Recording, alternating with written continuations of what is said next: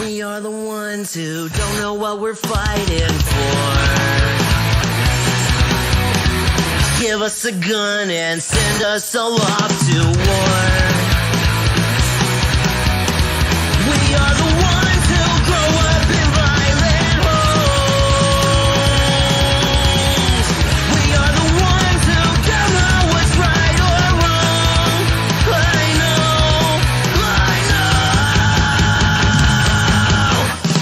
We are the ones.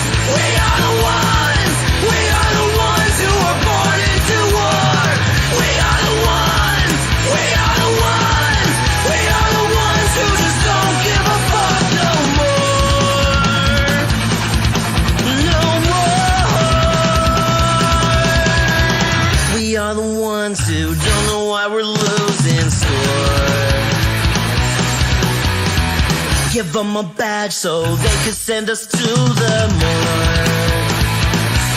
Yeah, we are the ones who attempt to walk out the door. We are the ones who don't know what we're dying for. I know. We are the ones. We are the ones. We are the ones who were born into war. We are the ones. We are the ones. We are the ones who just don't give a fuck now. We are the ones. We are the ones. We are the ones who were born into war. We are the ones. We are the ones. We are the ones who just don't give a fuck no more. No more. Get off his fucking neck! Love that makes you know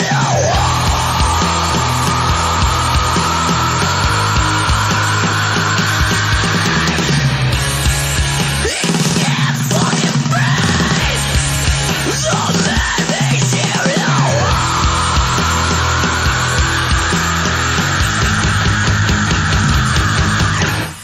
We are the ones. We are the ones. We are the ones who were born into war.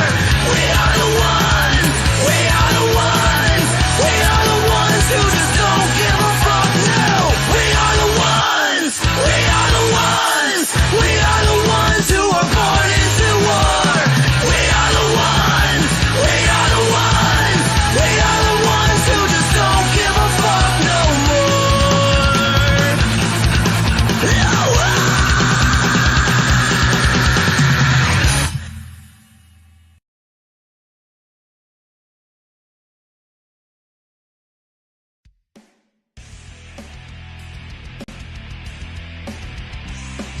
Welcome, ladies and gentlemen, to the latest episode of I'm No Joe, your home for all things combat sports and the place where every armchair quarterback can feel like Eddie Bravo.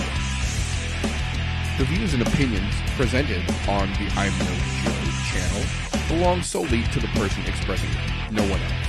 If we say it, that means we meant it. That being said, this show does contain adult themes, adult content, and general shit that you shouldn't be letting your kids intake. Be advised, viewer discretion is recommended. Proceed at your own risk. You've been warned.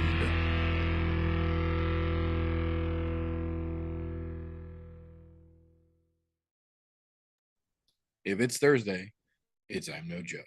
Welcome, ladies and gentlemen, boys and girls, children of appropriate ages, to the latest episode of the I'm No Joe podcast, the show where every armchair quarterback can feel like Eddie Bravo. Today, as like most days, we have got a glorious panel here to break down and get into the shit-talking and shenaniganry of the punchy-kicky world for you this evening. But who the fuck are we kidding? Nobody gives a shit about what we've got to talk about for this weekend. What everybody gives a damn about is the matchup that we're going to see later on this evening. Round one, the semifinals of the Pit Grand Prix. Woo! That's the real heat. But before we get to that shit talking and shenaniganry, how the fuck are you two NFL able gentlemen doing over there, you motherfuckers? Doing pretty fucking good. Looking good to be a Chiefs fan. That's all I'll say about that. So fucking Thursday night, and we're past the halfway point of the week. We've got some kicky punches to look forward to this weekend. It's something. It's better than nothing. That's what I'll give it.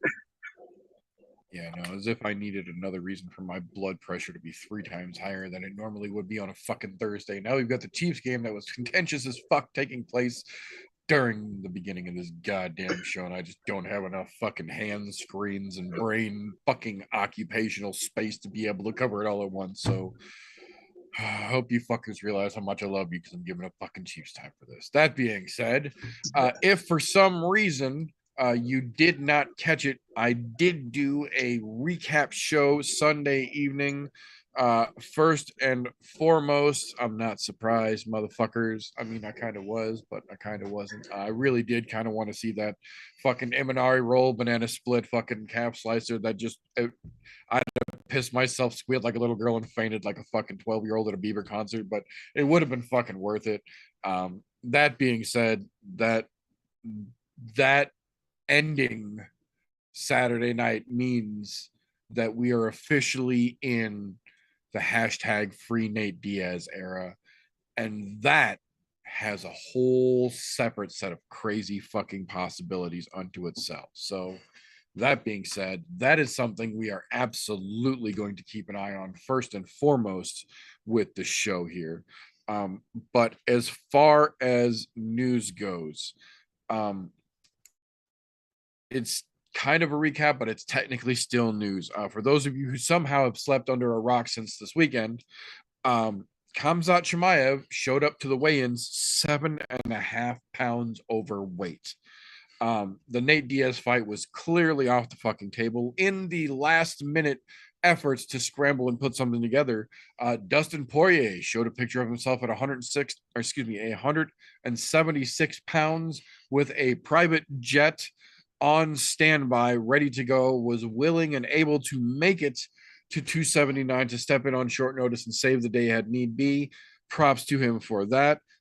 Unfortunately, he did not have to do that. We did end up getting Tony Ferguson versus Nate Diaz, which was its own crazy fuckery, but that was because of initial fuckery that we couldn't even talk about last week on the show that had taken place backstage at the UFC 279 press conference. Well, that comes right into this week's news because we got confirmation today that the Nevada State words live hard sometimes.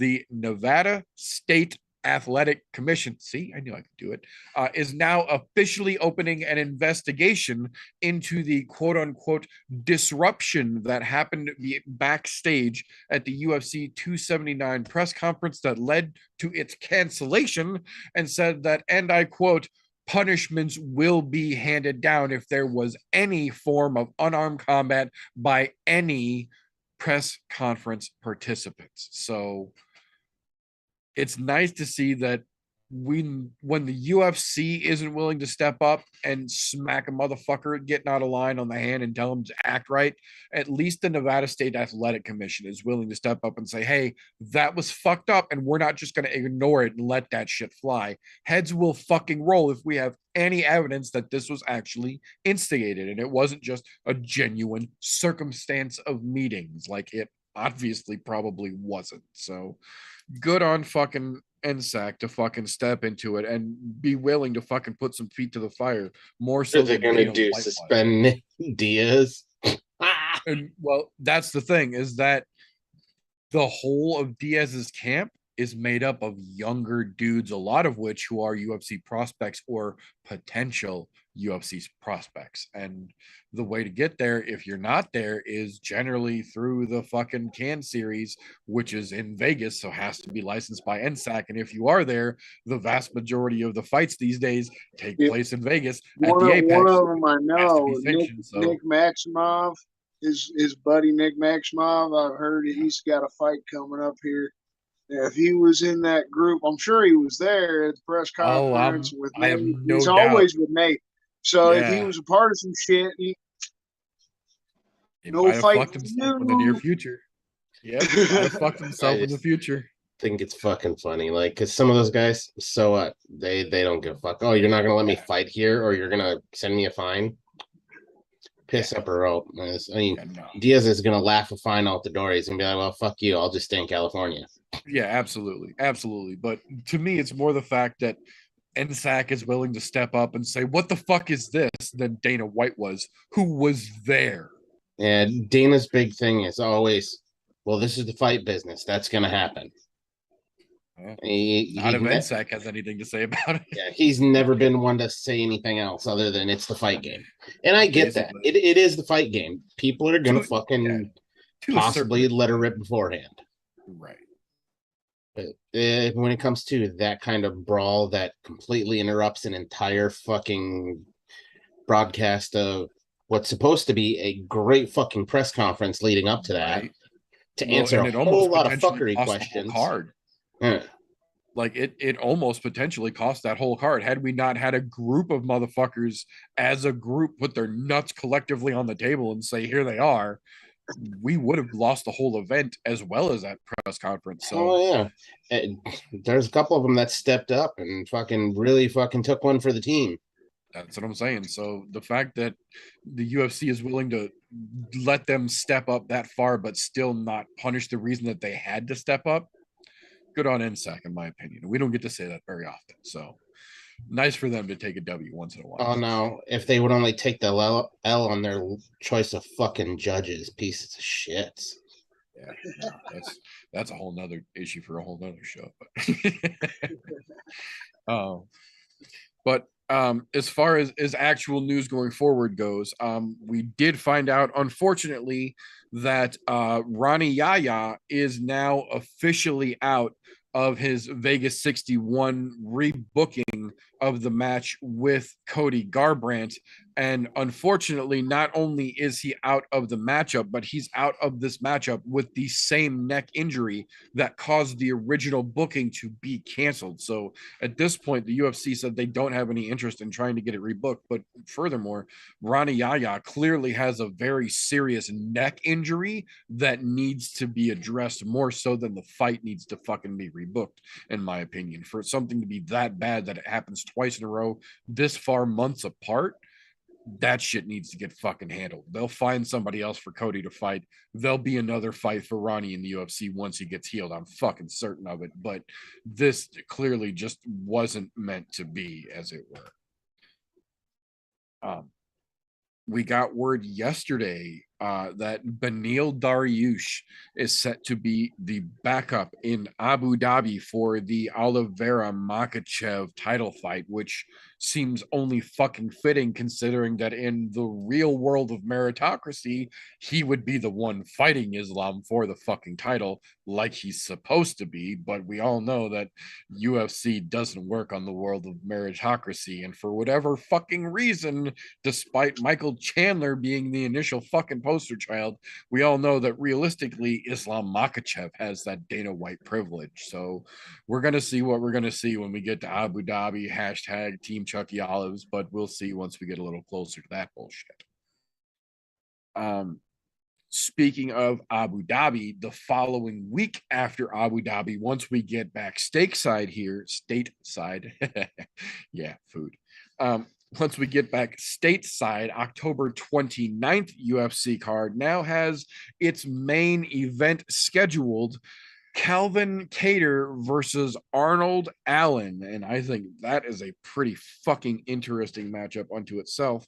But even more interesting than the matchup is the fact that Calvin Kattar, for some fucking reason, said that once he quote unquote beats Arnold Allen's ass, there's no denying him another title shot. So one, slow down, Tiger. Two, what the fuck did you just say?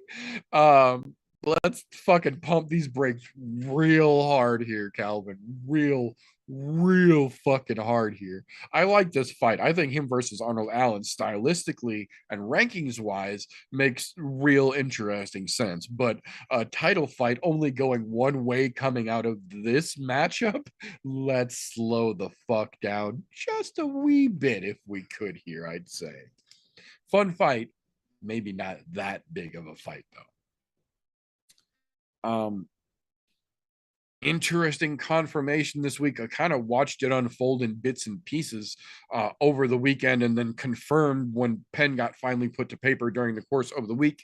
As of this afternoon, everything seems to be official and on the up and up, cited by multiple sources as legit and official. So it looks like December 3rd, we will be seeing, for some fucking reason, Anthony Joshua versus Tyson Fury. Honestly, not the fight I thought would be the one to quote unquote drag Tyson out of retirement. Not the one I think anyone's generally really excited about.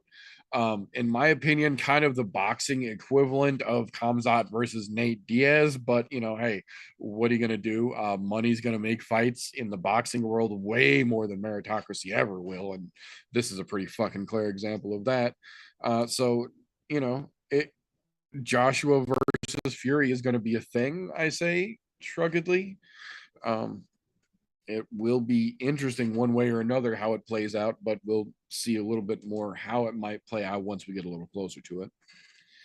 And it looks like we got the match that nobody was really wanting, and we were kind of actually almost openly rooting against, but Scott Coker going to do what Scott Coker going to do. December 9th, Bellator 289 will feature Liz Carmouche versus Juliana Velasquez 2, the rematch that no one gives a shit about or actually wants to see for some reason. So rather than giving Alimale McFarland the possible retirement fight that she asked for, and in my opinion, clearly fucking deserves, Scott Coker is going to fucking play games and let this fucking pitter-patter bullshit of a match go back to the other side of fuckery mountain. I'm quite confident. But, we'll see, because Bellator are going to do what Bellator are going to do.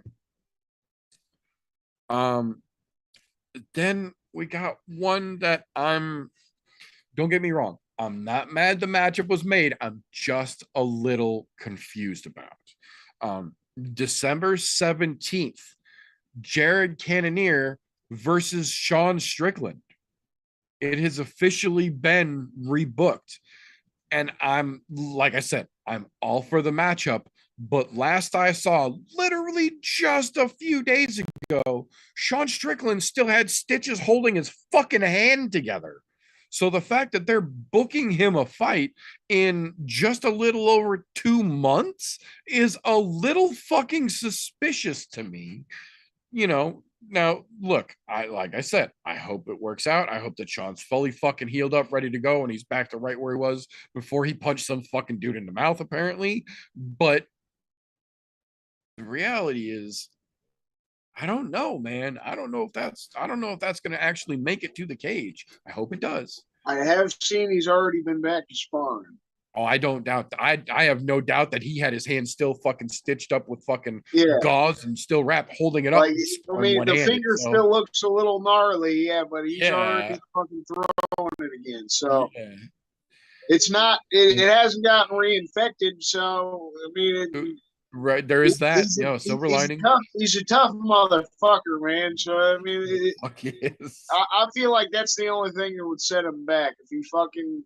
That's what I'm saying. Keeps himself clean, keeps his hygiene up over the next that shit gets infected months. again, she's done. If he can keep himself all right between now and then, just as long as he's washing his hands, taking a fucking shower after training, he should be all right. Like, I'm he doesn't seem like the guy that takes a fucking shower after every training session. Right, yeah. The fact that we got where we got, the fact that we're having this conversation about it makes me a little more hesitant than I might be about 2 other people being rebooked.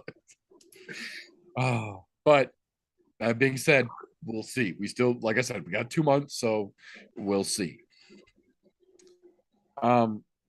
We got an interesting interview this week that I'm sure is going to tie into a segment that we'll get a little bit later here.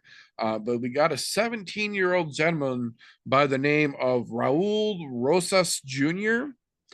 About to make his Contender Series debut, and asked about it in an interview this week, said that, yeah, no, no one's going to give a damn about Bo Nickel by the end of the season because everyone's going to be too busy talking about me.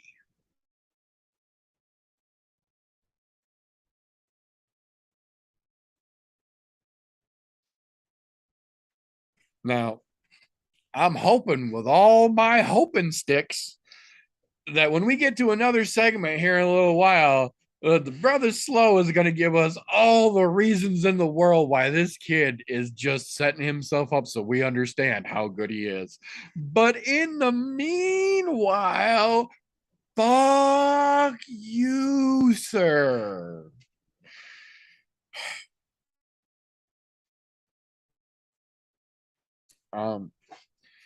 We got a kind of a mixed bag of contractual statuses, I think would be the best way to phrase that, of several fighters throughout the course of this week.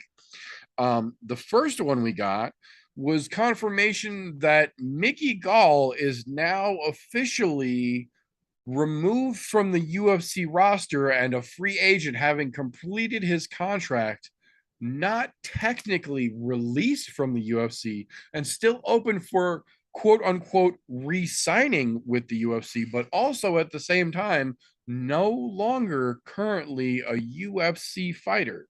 So again, not that he's any kind of fucking world breaker or anything, but that's kind of a very interesting status to see the UFC let a fighter float into, with the Shane Burgos and several other recent fighter releases through Oops Daisery lately. It's kind of interesting to see them just kind of let Mickey Gall float out there like that. So, you know, definitely going to be interesting to see where he goes from here, but it's also going to be interesting to see if the UFC turns around and snags him back up, but just let him float out there like they were trying to dangle him off a ledge and scare a little money out of his fucking, take a little bit of that milk money back out of his pockets, as it were. We'll see, though. Then we got word of two, not one, but two very interesting acquisitions by none other than the PFL this week. The first one was when they signed a gentleman, I believe he pronounces his name Biagio Ali Walsh, the grandson of one Muhammad Ali, Cassius Clay, one of the greatest combat sports athlete known to man. They did sign him to an amateur contract. They're not throwing him into the Wolves. They're basically going to put him on their, I think they said they're going to put him on the Challenger Series, which is like PFL's version of the Contender Series. So they understand they're not going to rush him, but they also kind of want to make a little bit of splash using his family lineage and put that name out there to work, as it were, ahead of time. So, not mad at him. But the interesting thing, the really what the fuck thing that kind of got to me was the one that we got this afternoon when the PFL announced the confirmation that the unretirement of one Marlon Magic Moraes was confirmed via contract to the PFL 2023 Fight League season. Look, I think Marlon has a much better chance if he wants to keep fighting over in the PFL right now than he does trying to get back to the UFC, because that's not going to work for him right now. That being said, it's going to be interesting to see what he is capable of doing, because his last several fights did not go well. They were not the type of fights that would give you faith that this man's ready to make another run at it and just needed a couple months away. So it's going to be interesting to see how that goes going forward. Then we got word, I believe it was Tuesday, it was officially confirmed. UFC Ultimate Fighter Tough Brazil winner Leonardo Santos, following his UFC 278 loss to Jared Gordon, has officially decided to retire from MMA. On one hand, I get it. If Jared Gordon beat me, I'd be inclined to rage quit as well, because that dude's fucking trash. On the other hand, you'd hope that a tough winner would have a little more stick-to-itiveness than that. But again, this is one of those things where the gentleman has decided to call it a career while still capable of forming complete sentences and walking a straight line holding his child's hand. So you can't really be mad at that. Tip of the cap. Wish you the best of luck, sir. Then we got what I would have to say is probably the most controversial and biggest name career-ending announcement this week, in my opinion, of all the combat folk that we may talk about on this show. One of the longest reigning dominant names in competition, in my opinion. The official retirement from competition of one Roger Federer. And if you don't think Roger Federer is a combatant, you haven't watched him play tennis or been a judge on the sidelines of one of his tennis matches. Holy shit, talk about John McEnroe Jr. But no, hats off to Roger Federer. Dude was crazy as fuck. Very much an aggro tennis player, and he's done doing a damn thing. So good to him. But the last thing I've got for the news and recent events here is a little bit more of a serious one, and it is a little bit more of a sad one, but it is also one that does deserve to be talked about. We actually found out during the course of the weekend that Elias Theodorou has unfortunately passed away at the age of 34 due to stage 4 liver cancer. Elias Theodorou was the first ever combat sports athlete to get a therapeutic use exemption for medical marijuana. And it turns out that part of the reason that he might have done that is because he was already fighting cancer at that point and didn't want to make that the focal point. He just wanted to show what cannabis was capable of doing in a healing light. So for all the many contributions that he did give both in combat sports and then as a genuine good human being, hats off to you. Fucking thoughts obviously with the family and friends, but dude, fuck cancer, man. Fuck cancer. And minor correction from the information I provided you previously, it was colon cancer that metastasized to his liver. Gotcha. So what's weird about this and fucking amazing at the same time, he did not tell anybody except for a few close friends. Nobody knew. Not the UFC, not anybody. He had fucking cancer while he was fighting in the fucking UFC. How he managed to get through med checks, I don't fucking know. Right? He just fought 9 months ago, right? Exactly. Yeah. So how he made it through while med actively battling cancer. Yeah, without them catching it, I don't fucking know, but he knew he had it. So that's a fucking tough bitch to go in there and train every fucking day, knowing that fight very well could be your last. Could literally be the last, yeah. No it could have been the last fight in the fucking training room, just a sparring session. Yeah, the man was working out. Could have, yeah.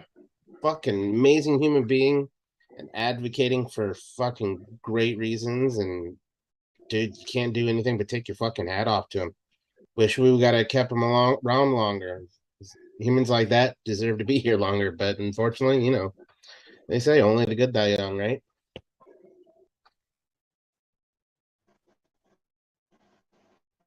Ain't that the truth? So I'm gonna live to fucking 150. I'm a shitbag. But that being said, that's what I've got for news and recent events. Do either of you gentlemen have anything that I might have missed over the course of that? I got one little piece of sad news. The Hamdi Abdelwahab fight that we were going to see at 280, he had to pull out. Hamdi pulled out? Yep, they filled it. A guy named Slim Trabelsi. I've never heard of this guy, Slim Trabelsi, but that's who's fighting Parker Porter in Abu Dhabi now. Yeah, Hamdi had to pull out. Yeah. That was some very disappointing news this week. That was the only thing I had that I wanted to throw out there. That is a bummer, especially no. I want to see that Egyptian bastard some more because man, Right? Yeah, I'm sure Yeah, I was much like excited most of for the it. MMA world, now most of us don't give a fuck about Parker Porter's fight again. Yep. Best Don't of even luck, know who fella, the fuck but Slim is, you know? yeah, no. It's a great first name. If that's really Right? his Yeah, actual like first name instead of just a sounds like a nickname or cool whatever. it sounds like an 80s fucking villain match. Slim versus Parker Porter. then you made fight announcements already, right? Probably while my fucking computer decided to kick shit. Did you get Bryce Mitchell and Nasser Evlov on? No, last I saw that was not confirmed. That was still quote It unquote is in the confirmed. works. Is it really? Yep, it is going to be November 5th, UFC Fight Night Vegas. No Yeah, I shit. saw earlier Bryce posted something on his Instagram that fight news was coming soon. You said who is It just it dropped in the last hour or so. Yeah, I saw it. You I say saw it as a Mov- rumor before it was Did you say confirmed. Mosar Movsar Evliov. Evloev? Yeah, Mosar Evliov Ah. versus Bryce Mitchell, which is a great fucking That's going to matchup. be an exciting fight just because they're both really good fucking grapplers. No, that just sucks because that might be the night that we end up going up to fucking Shamrock FC and I end up having to Oh, miss yeah. watching fights on TV to see fights live. Fuck. Man, that's a fucking double-edged sword. Get to watch them That's live, but that's a conundrum. That is definitely a that's what the replay is for, though. You know. I was gonna say, but I could find the UFC on Sunday, yeah, and watch it with a fucking margarita in my hand. So that's a November 5th card. So that's 2 month and a half out. Yeah, a little more than a month out. Yeah, That's a really good matchup. This what is it's a damn good fight. Mobsar is what ranked 10 or 11, I think, and I think Bryce Mitchell's ranked like 14, 13, somewhere in there. Yeah, I think they're both. That's Yeah, a they're both good solid fighting for matchup for top the 10. fucking Yeah, both of them. yeah, it's gonna be a damn good fight. Just fucking real interesting matchup for damn sure. Oh, That was the that only being one I said,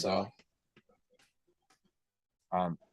That'll bring us to the point that I was kind of hinting at earlier, hopefully, where we learn why a fellow like Mr. Rosas Jr. has got such wheelbarrow requiring testicle fortitude when it comes to talking shit about one Bo Nickel and how much better he is, and a little segment that we around here tentatively are calling slows, cans, and contenders, because some of us old fucks just don't pay enough attention to the up and comers. Luckily, we have a fellow kid who's just one of those type of cats and loves those young up and comers and keeps a rabid eye on that contender series, scouting for the next name we need to pay attention to. And this is when we let that wonderful man give us the info that we need to pay attention to in the coming weeks.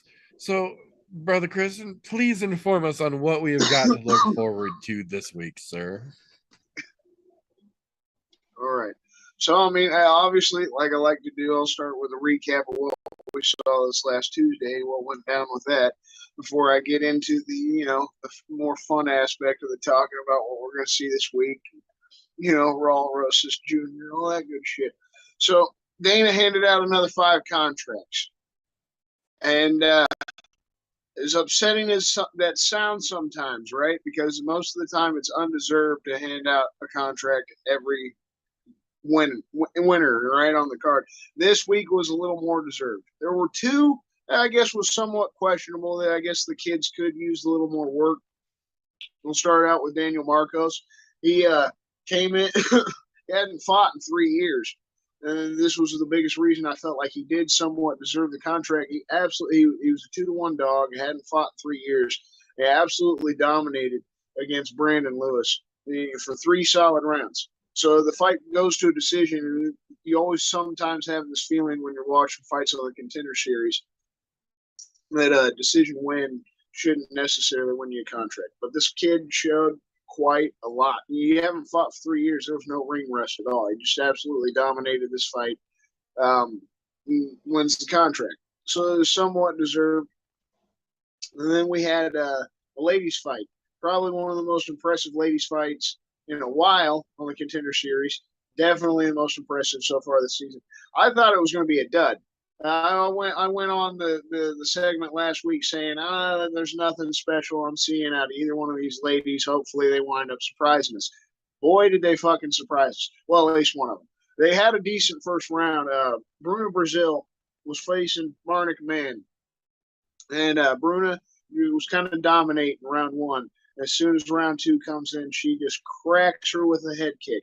Something of the likes of fucking Holly Holm against Ronda Rousey. Something that we've seen with Amanda Nunes, or Valentina Shevchenko. Dana himself said it was the best women's knockout he's ever seen on the Contender Series, and one of the best knockouts in the UFC he's ever seen from a woman's point of view. Put it up there with the likes of the Holly Holm kick and the Valentina Shevchenko knockout of Jessica Andrade. It was good shit, man. It was a good sight. She definitely deserves a shot in the UFC. You go out there, you do something like that. Somebody was paying attention to Leon, is what I'll say. Because God, well, damn. yeah. I mean, I feel like a lot of people are going to do that. Even me in the gym. Ever since that fight with Leon, that's something I've worked on a lot. Is just a feint before I try to throw a kick, and really trying to time it up well so that you're just hiding your kicks. That is something I've really been trying to work on, especially because I'm a little sluggish and slow. Until I get in shape, the kicks aren't going to quite be there. So when I'm sparring with people in the gym, you got to hide shit a little more. Even more, though, if you get used to doing it now, as you start to slim down and speed up, it'll be that much more fluid. So it's never a bad technique to learn how to hide your fucking kicks. No like different that. than how many I've of also them we've seen change the past week or so alone. Since the Paris card. We saw what Tai Tuivasa did, or what Cyril Gane did to Tai Tuivasa. Sorry, that bong rip got me a little bit. But those fucking those teeps, those front kicks, man, that is something like. You could use that as a jab, no different than serious. So I love getting to watch MMA. It helps work into my own aspect, and you got to work all aspects. But it was fantastic to see the ladies fucking surprise us with this. Then we got Trevor Peek fighting another Lewis. It was Malik Lewis. I don't think they're related. The Lewis guys that were on the card, Brandon Lewis and Malik Lewis, weren't related. But Malik Lewis absolutely busted up Trevor Peek in the first round. Apparently broke his jaw. Nobody knew. Even Trevor Peek was able to talk after the fight with Lorosenko. He wouldn't have been able to tell that he broke his jaw. They just found out in medical after the fact. But absolutely got busted up in the first round. Took tons of damage. Almost got finished in the fight by Malik Lewis, and somehow survives the first round. Comes out in the second round and just like a bat out of hell, turned it completely around. He's like he had a whole second gas tank. Looked fantastic, and cracks Malik Lewis with a fucking crazy knee, drops him, starts wailing on him, gets the finish himself. So Trevor Peek, obviously, in my opinion, deserved the contract. Get a crazy comeback after the fact. And he goes and talks to Lorosenko. Gives her a little talk after the fight, and then they rush him off to the hospital. He didn't even get to stay around to be awarded the contract because apparently he broke his fucking jaw. You know what I mean? You always like seeing some shit like that. Dude fighting through a broken jaw, fucking getting a finish. Then we had another nice finish. Ikram Alexarov, he comes in undefeated. And it gets a first round fucking Kimura finish and a nasty one at that. It snapped the guy's fucking shoulder. So, I mean, the first ever Kimura on the Contender Series. So we've got another situation where big potential, a deserved contract. And then we have the last fight, the Basharat brother, Farid Basharat, the younger brother of Javid Basharat, who we'll be seeing this weekend. I'm sure we'll talk about him a little bit once we get into the card breakdown. I feel like that's the only reason that he really won the contract. He did look really good. It was another similar situation to Daniel Marcos. He dominated the fight for all three rounds. He got a good decision win, but it seemed like he could work on some shit. He could get another chance later on down the road, and he just got the contract because of his brother being undefeated and already having the UFC contract. So then you get another pair of brothers. I mean, Dana's really been having fun doing this lately and bringing the pair of brothers and the Usman brothers. Then it was just the other week we had another pair of brothers win on the Contender Series, and now you know, I mean, Fareed looked good. It just looked like he could also use some work. He didn't look the most amazing in this fight. So there were, and he didn't have that situation of 3 years layoff. You know, so that's the recap. Moving on into this week 9. There's only a couple fights that I'm really interested in. One of those being the main event. We got Narello Aliyev versus Josh Wick. I think this is the main event. I could be wrong. No, yep, I'm looking at my notes wrong. Yeah. This was a mix-up fight. The Josh Wick wasn't originally supposed to be on the card. He filled in just this past week. They literally just signed him to the fight over the weekend. Aliyev is 22 and he's 6-0. All of his fights have ended in a finish. So Josh Wick, all of his losses have been by decision. I guess that's the most exciting. And he's got 9 wins by finish. So this is one of those fights you just looked at. Josh Wick is 27. He's 12-5. He's lost 5 fights, but like I said, all of them decision. He got 9 first-round finishes. Let's see what happens with that. And then you got the main event. This is the proper main event. Leon Alou versus Bruno Ferreira. Ferreira's 8-0, and he's 29 years old. And Alou is 10-1. He's 33. So we got another one of those guys, like Dana's been saying a lot the past few weeks. He's not looking for 32-year-olds. Well, this guy's 33. So if he winds up getting the win, it'll be kind of that iffy situation. But he does have 4 submissions, 5 technical knockouts in his career so far, and 8 first-round finishes. So there's some excitement to be had with that. A lot of doctor stoppages. So this guy fucks people up. Like, he's literally got like 6 doctor stoppages out of those fucking 8 first-round finishes. Yeah, I looked into it, sure, dog. That was a fucked up thing. I've never seen a guy have this many doctor stoppage wins throughout his finishes. So, I mean, he fucks dudes up, even though he is a little old. It's a middleweight fight. So there's some excitement to be had with this. Ferreira, he's got a few subs and a few technical knockouts as well as 6 first-round finishes. He's never seen a third round in his career. So you can just pretty much guarantee with the main event you're going to get a finish. And then, obviously, we'll just finish up. We'll talk about, the young man, the 17-year-old. He got himself 4 submissions and 1 technical knockout in his 5 wins. He's 5-0 as a 17-year-old. 5 fucking professional fights. Fuck the undefeated fat. You're 17 years old. I know they do shit different in Brazil, but 5 pro fights, and he's got amateur fights behind that. You're 17 years old. But 4 of those 5 have been first-round finishes. All 5 have been a finish. Is he Bo Nickel? No. Now, it was a fun little point. I hadn't prepared for that. That you brought his little interview. Just sitting there talking shit on Bo Nickel, saying he's going to be. He could potentially, I guess, get himself. I don't think he'll ever be better than Bo Nickel, or that this kid will have better potential until he really shows us. He's got 5 fights and nobody's ever heard of him until this fact, and we're only hearing about him because he's a 17-year-old kid. So show us something with the Contender Series, and then if you get a developmental contract, show something once you start working right. We all know how it's going to go for him. It's going to be a slow crawl for him, even more than they're trying to crawl Bo Nickel. Yes. But Bo Nickel's been doing this shit his whole life. So is apparently Raul Rosas Jr. His father was a fighter. He's been fighting his whole life, but it's just a whole different fucking level, right?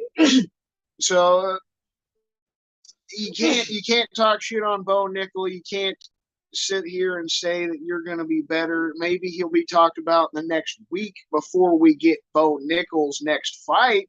He'll be talking a bit more than Bo Nickel if he has a big finish. But Yeah, I think the kid's talking out of his ass with that, out of my own personal opinion. I'm excited to see what the kid can do, but totally, he's 17. They've been slow crawling Chase Hooper, who was the youngest kid to fucking get into the UFC to this point, and if he beats that mark and becomes the youngest ever, and then a 17-year-old at that, you're not even 18 and you break into the UFC. He's got some serious work to do.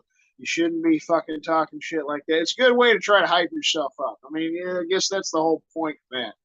But I'm excited to see what the kid does. But talking out of his ass, saying that he's better than Bo Nickel, because Bo Nickel should already be in the UFC. They shouldn't have even pushed him to this. He could be fighting next month. Bo Nickel already has a Raul Rosa Jr.'s life worth of experience in combat sports, literally. He's got highest fucking level. Professional fights already himself. Right. Raul Rosas Jr. only has a few more professional fights in MMA, and Bo Nickel did what he did through the collegiate aspect of wrestling, won a national championship after the college aspect. It's like, no, you can't compare. Bo Nickel is totally going to fucking wipe the floor with a lot of guys and has a huge potential to fucking become champion in the UFC. Raul Rosas Jr., he's got some great grappling ability, some decent striking, and he's a young kid, but I'm not going to sell him for a champion. And I'm not selling no fucking 17-year-old kid for a champion. But we'll see what he can do on Tuesday. I just want to finish my segment up because of the fact I like to talk about up-and-comers. To give my own gym a little shout-out, the Dancing Bear Mixed Martial Arts. We got a couple fighters fighting on the True Rev fucking 48 card in Iowa next weekend. So the 24th, next Saturday, I got two of my brothers, Tyler Horton and Lake Mitter, fighting on that fucking card.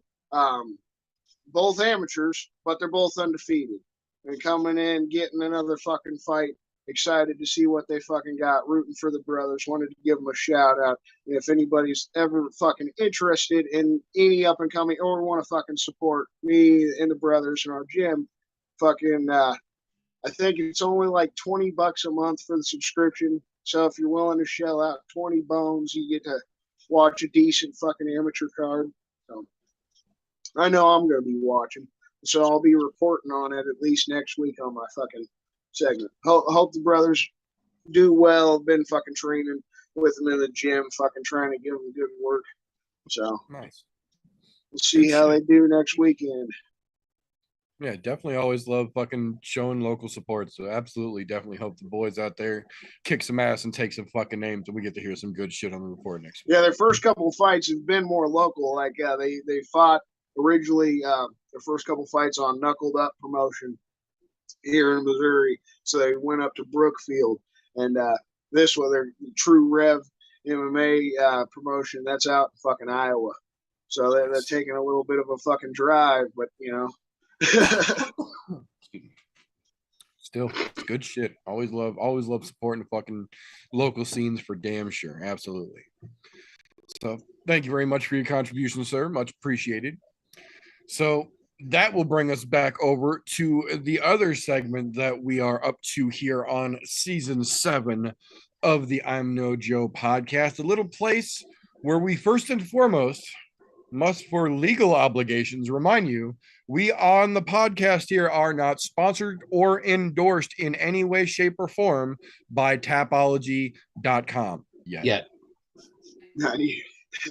That being said, this is a little segment that we here on the show are tentatively referring to as Tapology with TJ, if you would please, sir. Oh, good God, yes. So, we're going to start off this week by going over last week's shit. But I'm not going to start in the way you think I'm going to start. I'm going to start by saying this. If you are in our group and you fail to make picks, I am going to call you out. I don't give a fuck what your reason is. We all fuck up and miss shit, but I'm going to call you out. So, we're going to start right in my neck of the woods. Don and his son missed picks this last week.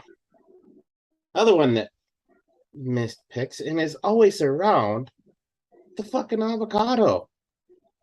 No avocado picks this week. So we're missing 3 people. So Same with the kid. Kid hasn't put in picks in like a month. And the kid, that's right. He's on there too. So we're over 4 here.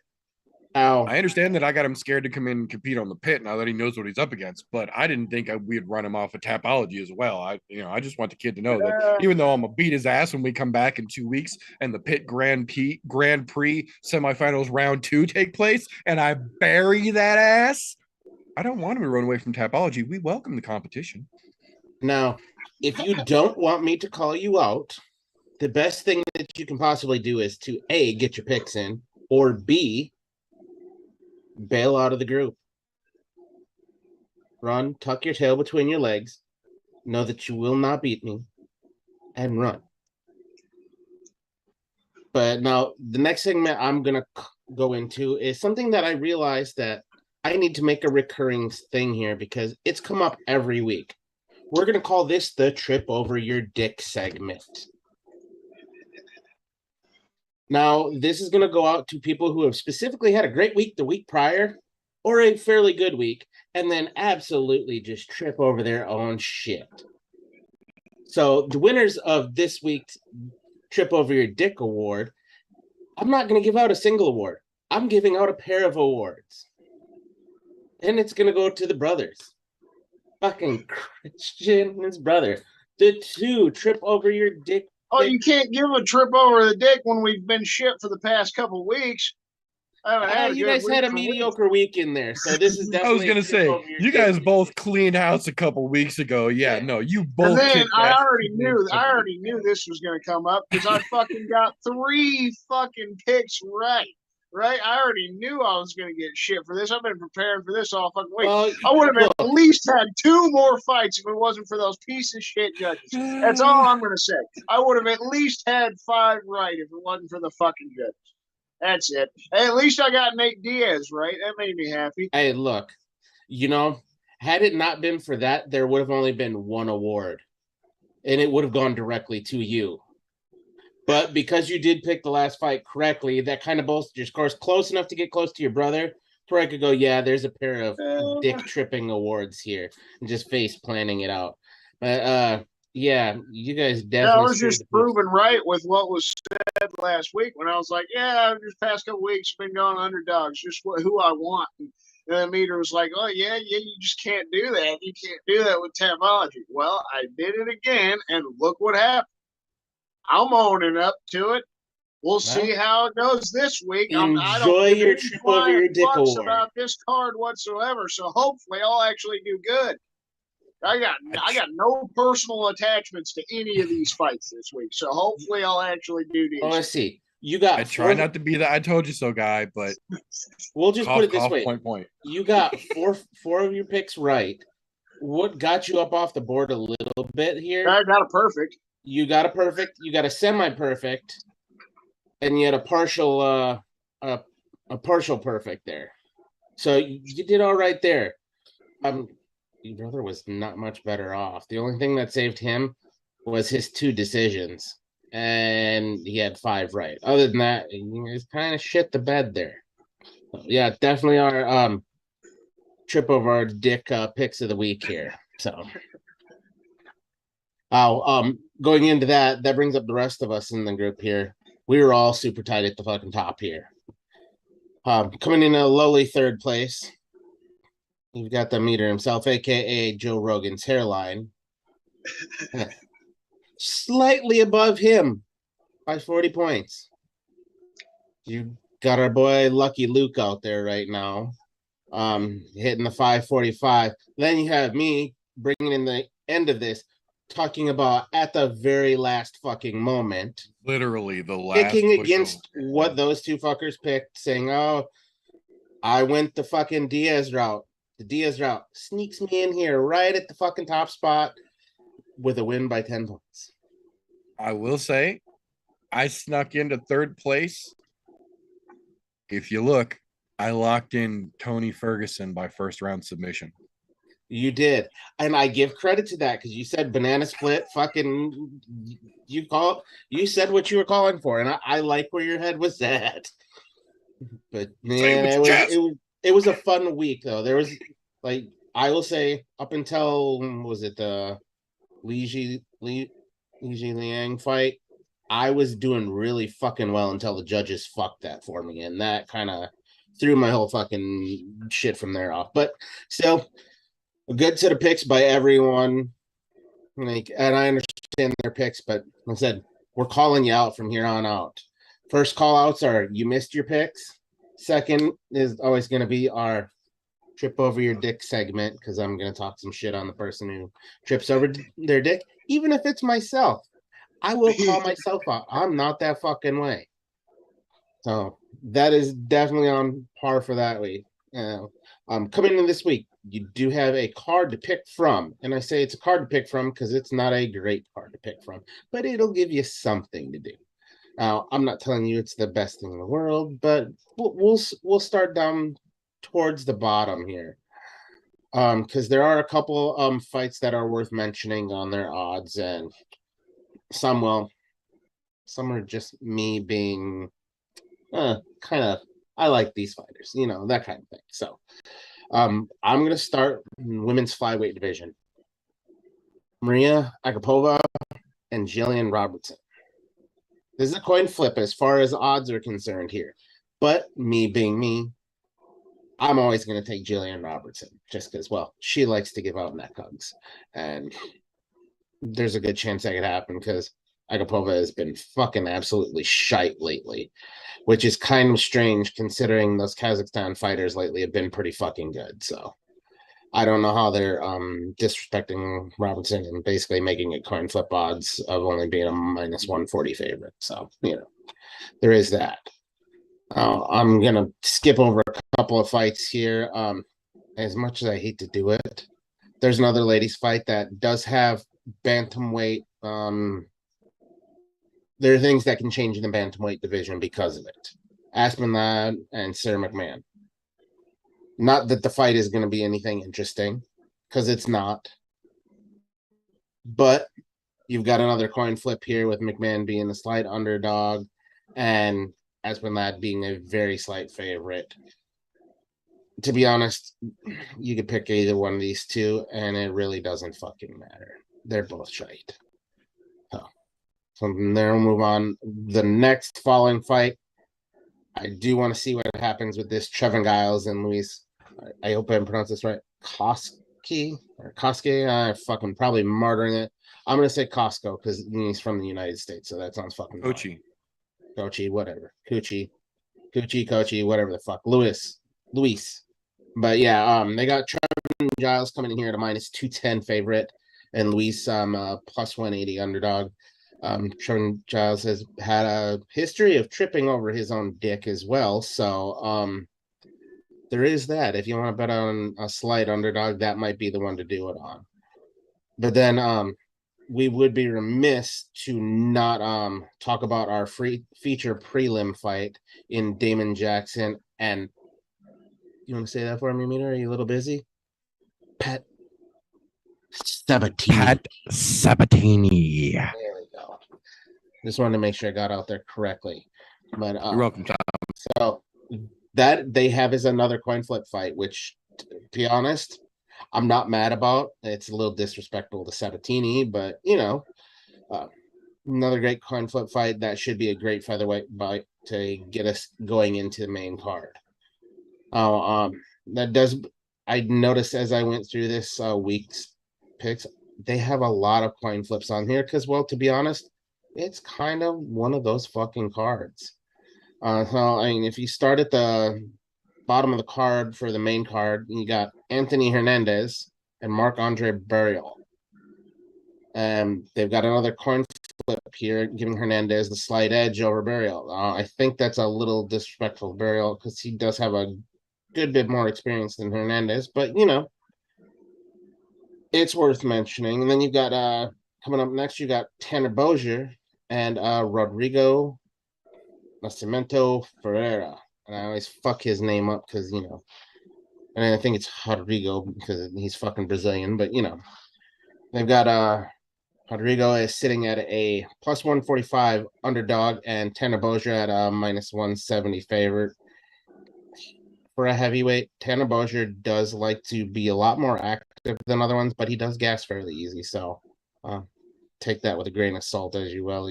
They have him as the slight fucking favorite. Now, this brings me to a fight I didn't want to talk about on here, but it is the widest odds that they have currently. We've got Joe Pfeiffer and Alan Medovsky. This is the largest fucking disproportionate odds that they have on the entire fight card. They got Joe coming in with a minus 435 favorite and Alan Medovsky at fucking a plus 350 underdog. So there is your want to make money, take Allen. Not saying he's going to win, but that's going to be your best bet to make some good money for fairly cheaply. And of course, you got on the next fight on here coming in featherweights, Andre Touchy-Feely and Bill Algeo, which they have as coin flip, and I fucking can't stand Andre Touchy-Feely. But they have him as a fucking minus 125 favorite. To be honest, I hope Bill Algeo beats the brakes off of him. I'm betting the underdog on this one, even though it's only a plus 105. So it's basically even fucking money. And coming into the middleweight section of this, the co-main event, as it were, and you got Chidi and Njukwani. I fucking hope I got that right, because man, his fucking name. And then, Buff Obama. I'm not even gonna say his fucking name. It's not worth it. It's just Buff Obama. You got a fucking coin flip here, which, to be honest, I don't know that they have this right, because Buff Obama has been a little bit of a fucking hellion lately. I think they've got the odds wrong here, because they have Buff Obama as a plus 105 underdog. Which, to be honest, I would have thought he'd be the favorite coming into this, but Njukwani, he's got some fucking massive power in the middleweight there, but that's not to say Buff Obama doesn't. I'm just saying, I think they might have the odds there. It's a pretty good fight to bet on, though. I definitely would, that's worth the bet, even though it's pretty even money across the board. And then, main event time, Corey Sandhagen and Song Yadong, which I'm fucking super stoked for this fight. This is the only fight on the card that I have a good amount of excitement about. Namely, because the fucking Chinese fighters lately are coming out of the fucking woodwork. And they're getting better quick, fast, in a goddamn hurry. What's crazy about this is Corey Sandhagen is no fucking slouch at all. Especially not in the bantamweight division. But they have this basically a coin flip as well, because right now the odds are sitting Corey Sandhagen on minus 190 favorite, and Song Yadong is a plus 160 underdog. I don't know that they have these odds right, because to be honest, as much as I am excited to see Song Yadong, that's a huge step up in competition for him to be fighting Corey Sandhagen. A fucking massive step up. You got to think about it like this. Corey Sandhagen has been in deep trouble in fucking 3 fights with where he's been getting choked. 2 of which he managed to get out of when he was in deep doo-doo. The other one he didn't tap, he just went to sleep. You basically have to kill Corey Sandhagen to get him out of there. I don't know if Song Yadong is up to that. However, he's looked really fucking good coming up and getting his shit back together, because he had a rough start in the UFC, but he's finally strung everything together and he looks like a different fighter than when he came in. So we could see a good upset here, but if I'm going to bet, I'm betting on Sandhagen on this one. As much as I'm excited to see Song Yadong in there, I have to put my money on Corey Sandhagen, even being a 190 favorite for him. You're not going to make a lot of money, but it's safer money there, in my opinion. That's what you got to look forward to next week. Make your picks. Well, next week it'll be 2 weeks from now when we do the recap on all this, unless I possibly hop in on Sunday's show. I don't. But yeah, definitely 2 weeks from now. I'm still calling people out who don't get their picks in. So get your goddamn picks in. Don't fuck up. Don't trip over your dick so you don't end up on the trip over your dick segment. And then we'll fucking get everybody covered from there. So make sure your privates are on tight and you've got your picks in. So you can't pick something if it ain't on tight. That's right. Thank you very much, sir. And again, just a reminder for anybody who might not have caught it the 73 times we've said it so far, even though we are not paid, sponsored by, or endorsed in any way, shape, or form whatsoever by the UFC, being as how most other major combat sports organizations pretty much rotate around their event schedule, so do we. So with there being no UFC card next weekend, there isn't really any major organizations punchy kicky cards next weekend. There's a couple of little things, but nothing to warrant an entire show's worth. So we are going to take a much needed break before we go into the craziness that is going to be the tail end of the 2022 combat season, because there are some fucking monsters in the lineup for coming through this fall. So we are going to take next week off along with the UFC in a much needed break, and then we'll be back with the round 2 for the Pit Grand Prix semifinals the following week for the October's beginning UFC card. It's quite the That excitement. being said, The last quarter of the year is going to be fucking wild. yeah. The end of the year is going to be fucking insane. So that being said, in order to get to the break and to round 2 of the semis, we first have to make our way through the highly anticipated round 1 episode of the pit. So for those of you who are only listening, I pity you, because you don't know until you hear us say that this is the point where the show ceases to be as friendly as it generally is, because you don't get to see that glorious GIF that comes gallivanting across the screen to let the YouTube viewers know that this is the point where we enter the pit.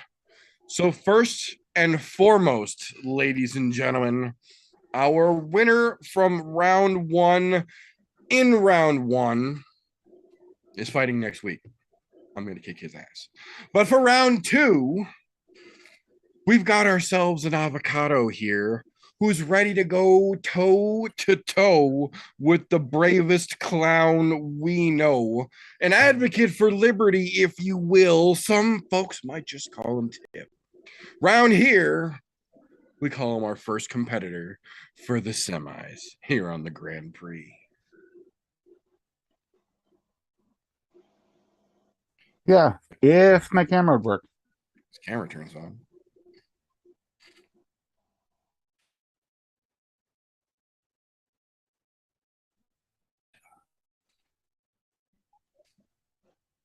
Have you tried turning it off and turning it back on again?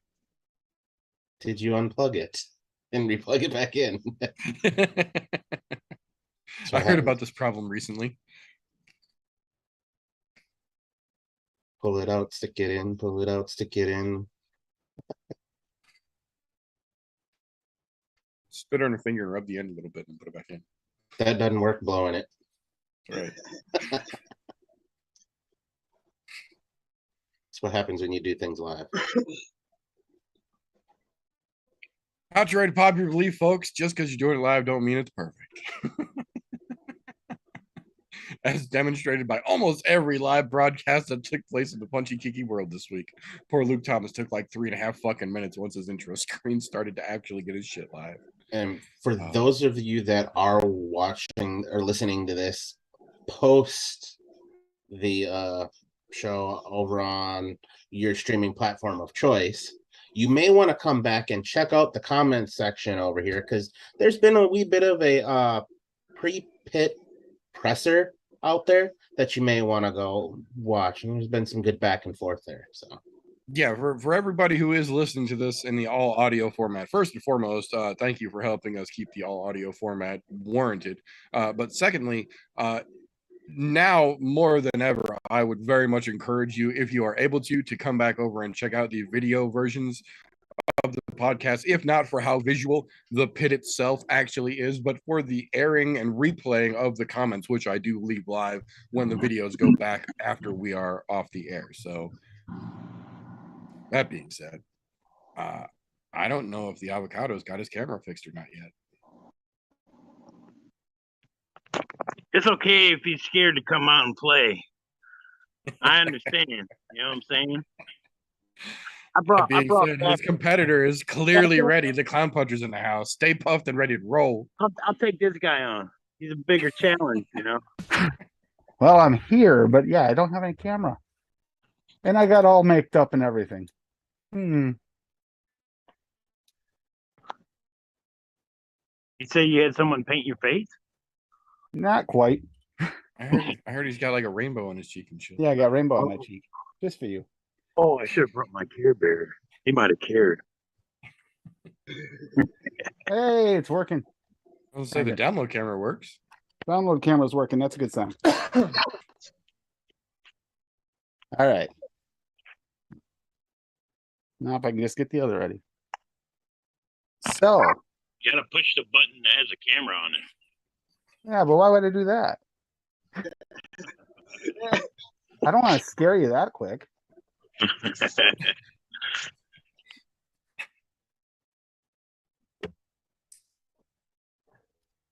Just lay on the table with your head under the download camera. Let's say at this point he's gonna have to lay down on the I'm table ready. for the download camera. There we go. We're ready. Alright. Is this a mask Oh. off? I No, this forgot is my real face. I cardboard. took off my fake makeup.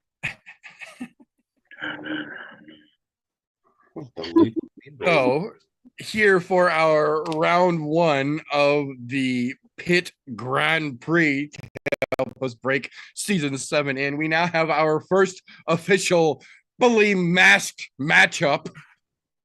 Ladies and gentlemen, the pit is underway. I'm not gonna lie, Oh. that mask is pretty cool. I mean, 10 years ago it was cool, but it's still cool, you know. I had another Obviously, one. It we've was got a actually- heated I had rivalry mask ready to go but off. I realized I can't breathe in it, so I said, nah. All right, so with our masked contestants up and ready to roll,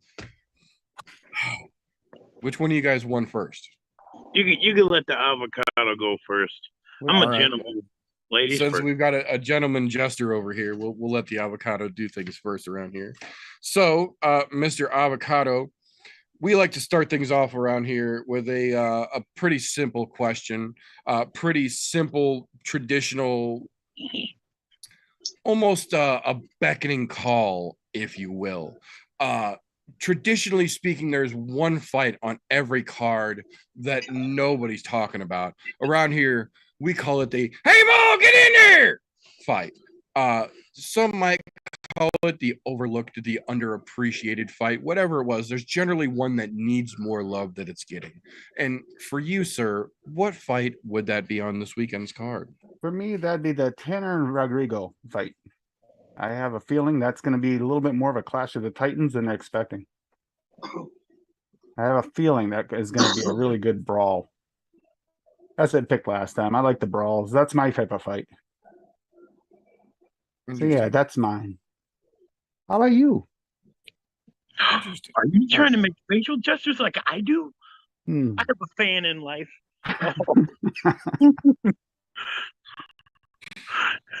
So, Mr. Clown Puncher, that'll bring us back over to you, the opposite side of the octagon, as it were. On every card, it seems there is always one fight that just does not get the love it deserves, the love that it warrants, the hype it should be getting, the "Hey Mo, get in here" type of atmosphere that it generally isn't given. We like to give it. So for you, what is that one fight that isn't getting the love that it should be? All right. I do a lot of research for these shows, like I studied at least 45 seconds today. Like, but I seen one on there and the guy's name was Mota. And in Spanish that means Mota. So I like him. Because I like the green stuff. So wait, let me make a better face. So I'm gonna go with the Mota guy because I like the Mota. Interesting. I'm gonna vote the avocado's titties in a minute. we're definitely fans of the Mota around here. Yeah, the moto might win like a unicorn. You already had your time to talk.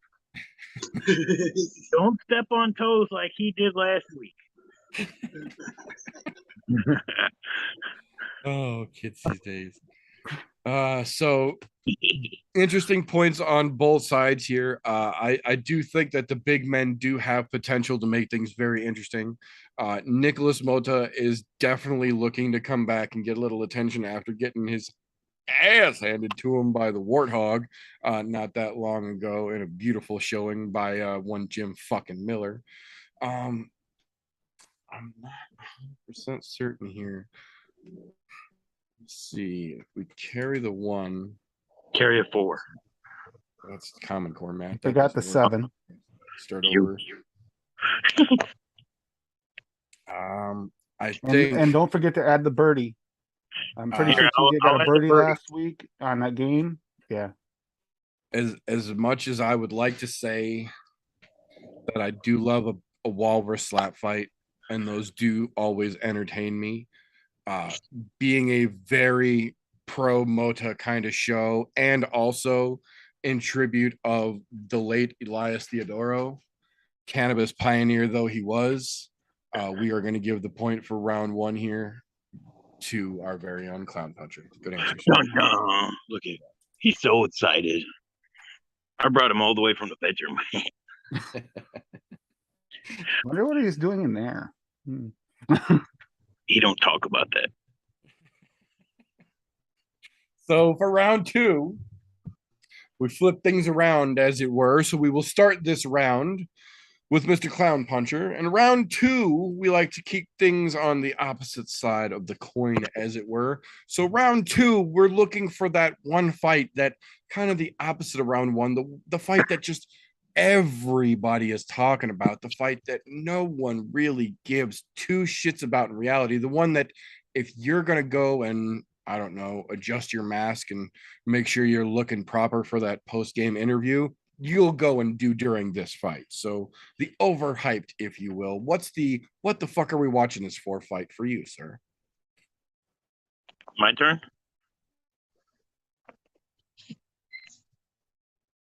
Who, what? Is it on me? Yeah, you. Okay. Now, I do, like I said, a lot of research, so I just like people's names, like Abu Dhabi. But I think there's a fight with a guy named Bowser, right? It kind of sounds like Bowser. So the question is, which one is underrated? Overrated. Rated. I say the Bowser and the Ferrari fight. Just because, it's me, Bowser. Very interesting. We're going Bowser and Ferreira. Okay. Oh, yeah, okay. Ferreira. Oh, that's those candies. Yeah, Ferreira Rocher. Okay, so Bowser v Ferreira. I don't know. He's fucking Brazilian, so there's no time for sure. Ferrari. For the Clown Puncher here. So that'll bring us back over to the other side of the octagon, as it were, to our friendly neighborhood avocado. So for you, sir, on this card of cards we have coming up this weekend, which one in particular stands out as the what the fuck are we watching this for, in your opinion? Mine would be Joe and Alan, but it reminds me of Ellen DeGeneres. For some reason, this one just feels like it's kind of a weak fight. Doesn't feel like it should be even on the card. Talked about it all is a little overrated for me. Filler. Kind of garbage. Interesting. The Joe Piper versus Alan Amadovsky, I think is how he says the name. Yeah, Amadovsky. Alan, but Ellen. Haven't seen anything super impressive. I definitely understand with both situations here. I, as have previously mentioned, am very much a fan of walrus slap fights. They hit me right where I live, as the kids say these days. So I'm feeling those vibes, no cap. But in this situation, fellow youths, I have to agree that Dana White's fucking beat Joe Pyfer bit makes me want to stuff my fucking shoe so far down his bald fucking throat that he can't fucking talk anymore. Joe Pyfer didn't deserve the fucking hype he got in the first place. He sure the fuck doesn't deserve it now. Fuck Joe Pyfer. Sorry. I had a little bit of vapors take over me there. I agree. Tanner Bozer is definitely overhyped in this fight. The big men are not going to bring that much entertainment, but the Joe versus Allen fight, fuck all the way off with that bullshit. So we have to give points for round 2 here to our friendly neighborhood avocado. His mask ain't even green. I mean, technically it's black light, so we don't know that. Oh yeah. Not to mention, we don't differentiate, we don't segregate based on the color of your mask around here. It's not how we roll on this podcast. That's a good point. That I being said, take it back. that being said, round 3 around here is the point where we get into the meat and potatoes of this weekend's upcoming shenaniganry. We've got a route to the marquee, and it comes with 2 title fights, or not title fights, excuse me, 2 fights, as it were, to name sets of names, two different slots on the marquee for every poster, the main and the co-main. First of all, to get to the main, you got to go through the co-main. So we're going there first, gentlemen. So, Mr. Avocado, we start with you.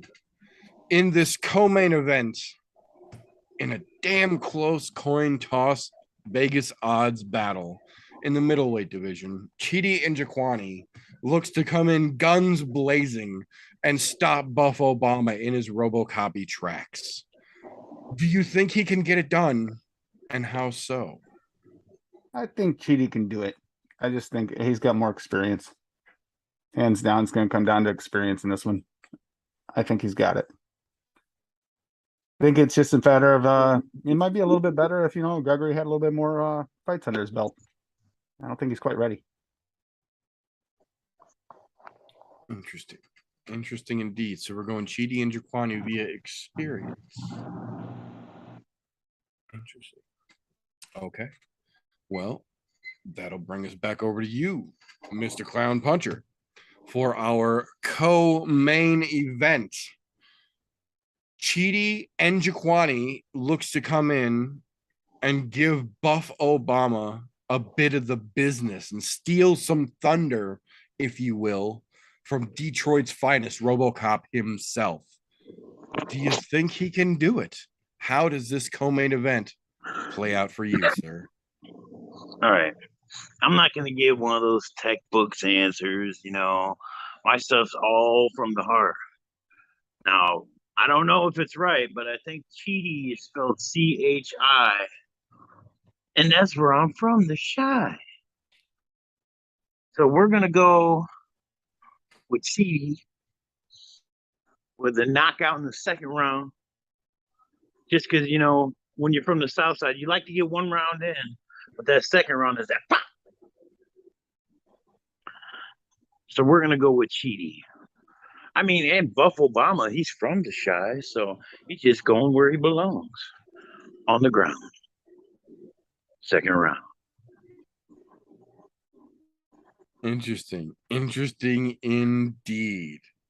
So let's see if we carry the one here. Good answers on both parts here, obviously. Excuse me. I have to say, I am a fan of Buff Obama, but Chidi Njokuani seems to have had just fucking metal in his gloves or something the last couple of times we've seen him out there, because it seems like when he touches the motherfucker, they go spinning the fuck around when he connects like crazy. So he's a tank.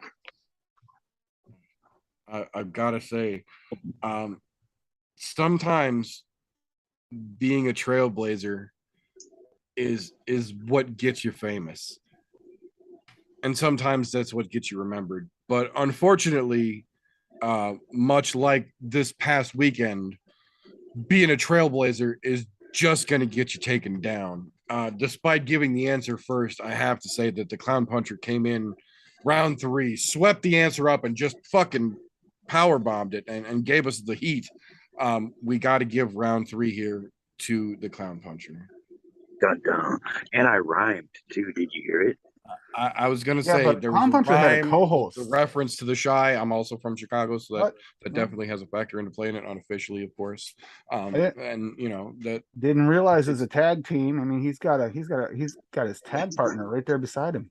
Look at that. I mean, if you'd like to contact the commission, you're more than welcome to. But otherwise, we've got to proceed forward. I could have tagged in TJ. That would have been a win.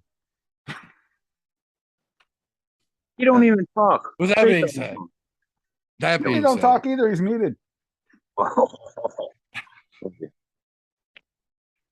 Round 4 around here, we flip things back, as it were, kick things over to get to the main event. We've gone through the co-main, and now is the time. The reason for the season, the name on the banner, the top of the poster belongs to one pair. Oh. And that is Corey Sandhagen and Song Yadong. So, Yes. I can't take it away from Clown. Sorry. Clown Puncher's got that one. He's got this. Nope. Just the laugh, he just won. God. You still have a chance. Don't give up. You laughed at Dong and I passed up on it, trying to be a better guy. And I so like that being said, Clown Puncher, we'll go with you first here. Corey Sandhagen versus Song Yadong, marquee title, big important reference to the implications of the winner here. How does this one play out for you, sir? Now, quote a great man, Song Yadong has come a nice long way. I think he's bringing it back. Not like paraphrasing or none of that stuff or exact quote, but he's a bearded guy. So I'm gonna go with Song Yadong. I'm sorry. I gotta go with the dong because that was like my second word.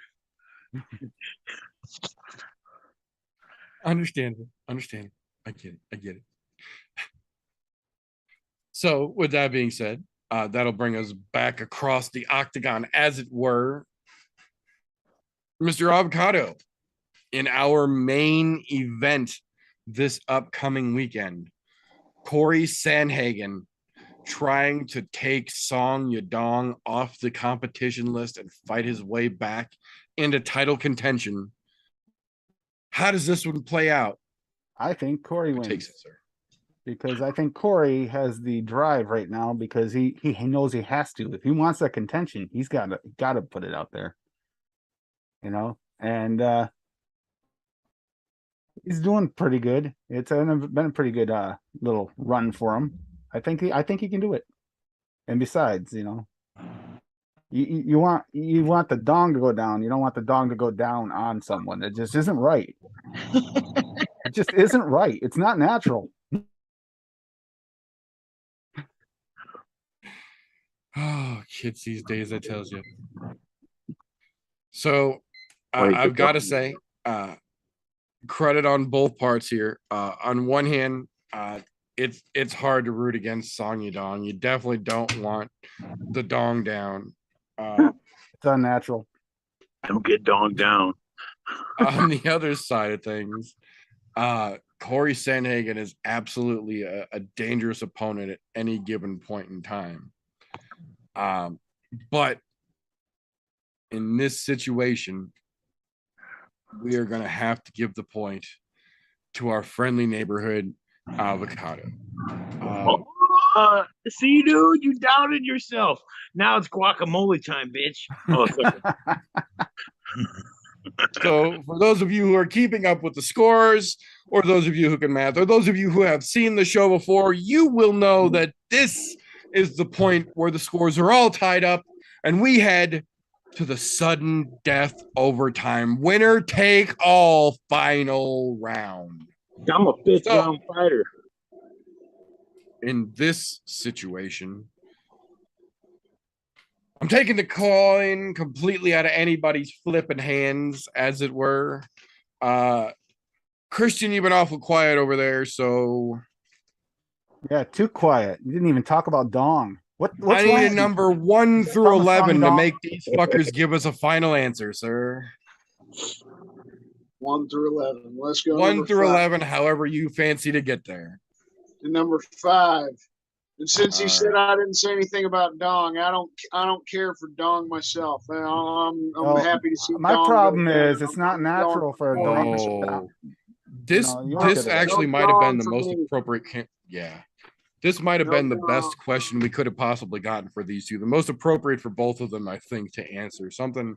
I think they will actually both be able to give us a qualified answer on, although semi-casual though both of them may be. This, I feel, is one of those tickets from the questions of doom that both of these gentlemen will be perfectly acclimated to answer. And before we get to that point, I'm glad I chose it. new for season 7, we're keeping the post-it notes of doom, and I will give on every episode from here going forward 1 top suggested question in the comments. Once the show is over, come back to the show, leave your question in the comments. Top question will get pinned and asked on a future episode. Will get added to the post-it notes and stuck in there. So Nice. it's your chance to get questions in for the I'm No Joe pit. When the show is over, come back, drop your question in the comments. If you get the pin question, the best question, your comment goes on a post-it note to be asked in the future. That being said, this question is a very interesting one and a very close to my heart question, if you will, because I, like a certain monkey named George, am very curious about this topic. It makes my feels tingle and it makes my brain wonder, but I don't have the answer myself. And I'm hoping that you gentlemen can give us a quality pair to choose from and pick a winner in this first semifinal matchup of the Pit Grand Prix. So, gentlemen, this is the part where the coin toss actually comes into play. Since the clown puncher deferred in the beginning, I'm going to give him the choice here for the heads or tails for who goes first. So, heads, tails. Oh, hold on 1 second. Avocado could go first. This is the people's champ house. Gentleman that he is, the clown puncher is going to forsake his option to even potentially go first. Okay. Good on you, sir. Gentlemen on the scrotum, we appreciate that run here. So, Mr. Avocado, that means that the question goes to you first. Your round 5, winner take all. Final question. What is next for Conor McGregor? Do you want fries with that?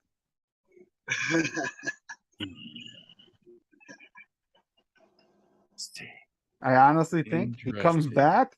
They're gonna try and sign him up for fight, and he's already had a bad injury. He's coming back too quick, the way they're trying to push him, and he's gonna get hurt. Unless they put him up against a bunch of chumps. In that case, what the hell's the point? So either way, I don't see anything really big in his near future. Maybe down the line. I don't know. He hurt himself bad. That's a hard one to come back from. And he's not exactly known for making sure he takes care of himself properly for it. Push himself back. Chances are he comes back, he's gonna be probably in some burger joint flipping, burgers and cooking fries or something like that. Unless he's got enough money to retire and buy his own burger joint, and then he can have someone else flip the fries.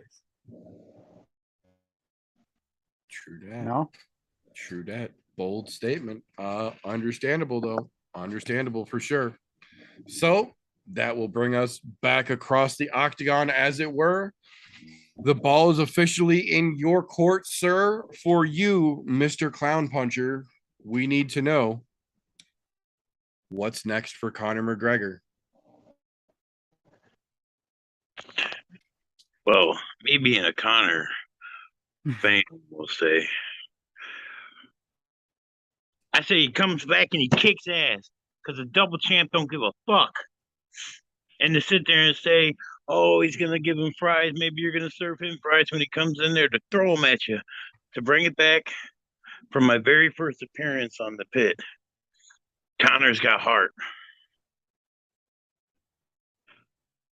So I'm going to say he comes back, kicks some ass.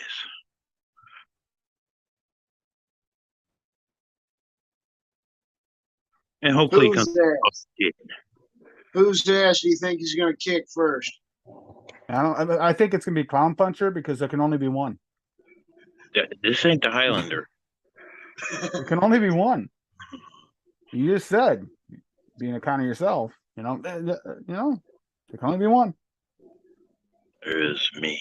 Exactly. So now that negates the whole statement of him winning. No. You want fries with that? Yeah. Okay. Except for I can't do it. Sorry, I can't do it in his accent. Not doing him justice. I prefer guacamole. So I've got to say, very, very understandable answers on both part. I will say, as much as I don't want to say it, there is absolutely a possibility that Conor just doesn't ever make it back. The silk sheets, as it were, have been known to take more than one of the best and just not give them back the way that they wrapped them up in the beginning. And that is an unfortunate situation. In this particular situation, though, as much as I try to be logical, we all know that when it comes to MMA and combat sports, math and logic just don't work.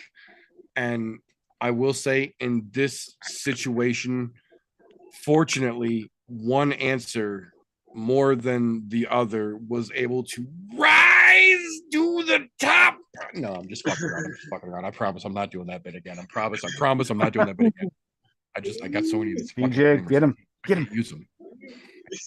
We need our enforcer. I'm sorry. Okay, no more Jeopardy music. I'm sorry. Careful, that shit's gonna go sour real quick. I don't care. I'm not gonna bring it anyway, so it can go fucking sour. But sorry. That being said, when it comes to the DNA test, when it comes to the round 1 Grand Prix pit semifinals, the double champ apologizes to absolutely nobody. As much as I do understand the doubt, I have to have faith that Conor can come back with that titanium indestructible shin bone of his and kick the shit out of whoever they put in front of him for at least one more big paycheck. So I have to give the point and subsequently the win here to the one, the only, the Clown Puncher himself. We got news. Hold on. Uh-oh. This is a serious update, important update. Yeah. Clown Puncher just came back. He pissed positive at 0.1% clown blood in his urine. Oh shit. Run, hide. Clown punchers don't run from nobodies. I will say, much like USADA, we don't discuss potential performance enhancement violations until all the facts and the cases are out there. So any allegations must be made through official channels. That being said, I will say tip of the hat to both of you gentlemen. Well played on both parts. Congratulations to both of you for a hell of a match, and thank you for helping make the Pit Grand Prix as great as it has been so far. Mr. Clown Puncher, I do have to say it is with somewhat jilted feelings. I do give you a congratulations because as I do on one hand welcome you to the finals officially of the Grand Prix, It is with bated and hesitant breath that I tell you, I fully intend to dominate the competition when we come back from our break in 2 weeks and take my rightful place at the top of the stack, place the crown upon my head, crush my enemies, see them driven before me, hear the lamentations of the women.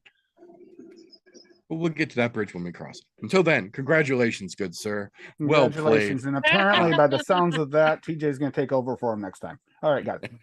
Oh, after I take this whole Now you have to worry. No. I got a rematch with TJ after this whole competition. So yes, once the Pit Grand Prix is finalized and the finals are done, we will open up the call out rounds for damn sure, because we have several call outs hanging in the wings here. So once the finals are done and we have crowned our season 7 winner live, I told you sometimes it's fucking crazy. We will go into call out rounds after that. That being said, thank you first and foremost to everybody who is watching this, whether you were catching this live and you were part of the shit talking shenanigery and insanity that was our comment section live during this episode. You guys are fucking awesome, and we love each and every fucking one of you. If you are catching this on the replay, I'm telling you right fucking now, make sure the chat replay on the side is turned on, because I will make sure it's left in. It's just as fucking entertaining as the show is, I'm telling you right now. If you are listening to this after it has been broadcast initially in the all audio format on anchor.fm/ImNoJoe. First and foremost, thank you for helping keep the audio format alive. But as I mentioned earlier, I encourage you, I strongly advocate to you, come check out the video version of this, youtube.com/ImNoJoe. You will not regret the entertainment value you get from at least these latest couple while we've been going through the Pit Grand Prix. That being said, if you would like to help us do what we do around here and put on events like a masked marauding matchup for our semifinals round 1, the best way to do such a thing, patreon.com/ImNoJoe. For as little as $1 a month, you get your name at the end of every broadcast on this channel as a thank you, and you get access to the unaired and the literally unairable content, things OnlyFans couldn't even think about fucking handling. We've got up for as little as $1 a month on Patreon, and you can get access to that and help us do what we do. That being said, if you do like what we're up to, make sure you've got the notifications turned on. You are subscribed on whatever platform you are up to. And if you like it, give us a thumbs up. We really appreciate it. On the other side of that coin, if you don't like what we get up to around here, first and foremost, what the fuck are you doing this deep into a podcast you didn't like? Give us a thumbs down and then go fuck yourself. We won't even dispute it. That being said, that's all we've got for this particular episode. So remember, until next time, boys and girls, don't forget, you can root for anything. Unless it's clowns. Fuck clowns. Fuck clowns.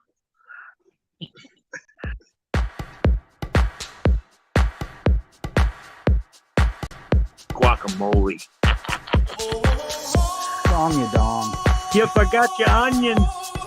You need your onions when you go to battle.